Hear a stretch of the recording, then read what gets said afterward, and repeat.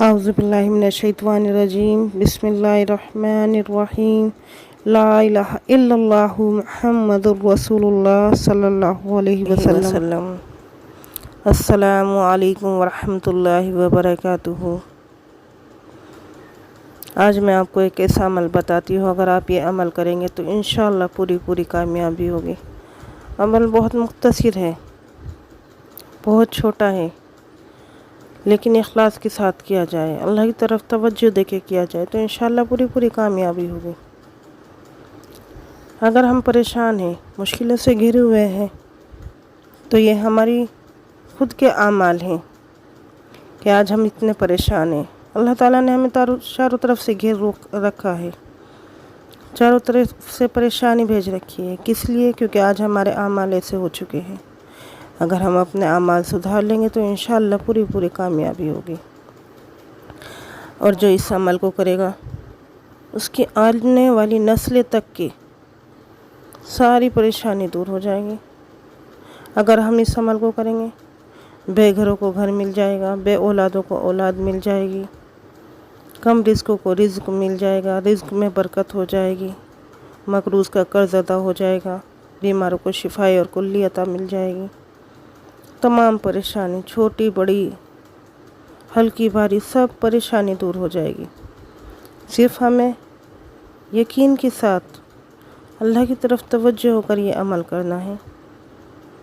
صرف یقین ہونا چاہیے. جب ہم یقین بنا لیں گے تو ہمارے سارے کام پورے ہوتے چلے جائیں گے. اب ہمیں یقین کی ضرورت ہے کہ جو کرے گا وہ اللہ تعالیٰ کرے گا، اس کی ذات کرے گی، اس کے سوا کوئی کرنے والا نہیں ہے. اگر اللہ تعالیٰ چاہے گا تو ہو جائے گا. پوری دنیا چاہے کچھ نہیں ہوتا، اور اللہ تعالیٰ چاہے تو سب کچھ ہو جاتا ہے. جس کی ہم امید کرتے ہیں اس سے کہیں زیادہ اللہ تعالیٰ ہم کو عطا فرماتا ہے، کہیں زیادہ، جس کی ہم امید بھی نہیں کر سکتے. تھوڑا وقت ضرور لگتا ہے لیکن اللہ تعالیٰ قبول ضرور کرتا ہے.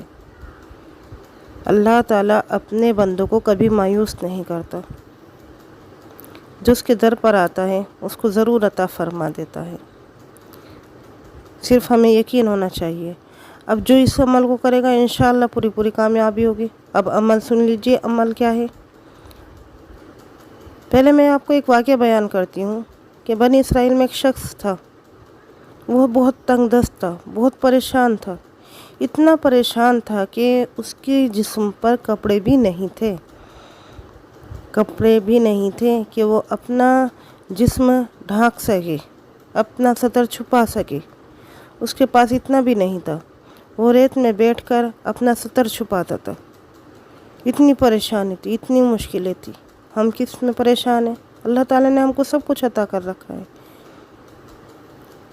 دیکھو وہ کتنا پریشان تھا کہ اسے اپنا جسم ڈھانکنے کے لیے ریت کا سہارا لینا پڑ رہا تھا. وہ ریت کے اندر بیٹھا ہوا تھا اور ریت سے اپنا سطر ڈھک رکھا تھا. اس نے موسیٰ علیہ السلام کا گزر ہوا. موسیٰ علیہ السلام سے کہا،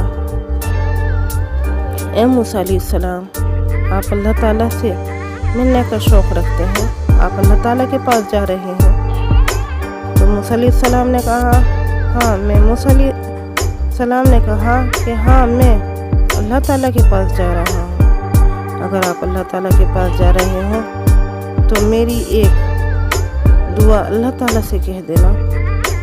موسیٰ علیہ السلام نے کہا کہ بتائیے کیا کہنا ہے. اس شخص نے کہا کہ اللہ سے کہنا ہے، اللہ میں بہت پریشان ہو چکا ہوں، میں بہت پریشان ہوں، میں غربت میں ہوں. اللہ میری غربت دور کر دے. میرے جسم پر کپڑے بھی نہیں ہیں، میں ریت سے اپنے جسم کو ڈھانکتا ہوں. جا کر میری یہ التجا کر دینا. موسیٰ علیہ السلام نے کہا کہ ٹھیک ہے، میں اللہ تعالیٰ کے پاس جا کے تمہاری التجا کہہ دوں گا. اب موسیٰ علیہ السلام اللہ تعالیٰ کے پاس گئے اور کہا، اے اللہ، میں راستے میں آ رہا تھا، مجھے ایک ایسا شخص ملا جس کے تن پہ کپڑے بھی نہیں تھے. وہ اپنا آپ کو ریت میں ڈھکے ہوئے بیٹھا ہوا تھا. اس نے کہا کہ میری غربت دور کر دے. اللہ تعالیٰ نے کہا کہ صرف ایک عمل کرنا ہے. اگر اس نے وہ عمل کر دیا تو میں اس کی ساری غربت دور کر دوں گا، اس کی ساری پریشانی دور کر دوں گا. मूसा अलैहिस्सलाम तो खुश हो गए। उन्होंने कहा कि ज़रूर आप वो अमल बताइए, इंशाअल्लाह वो अमल करेगा। उन्होंने कहा कि मेरी नेमतों का शुक्र अदा करें।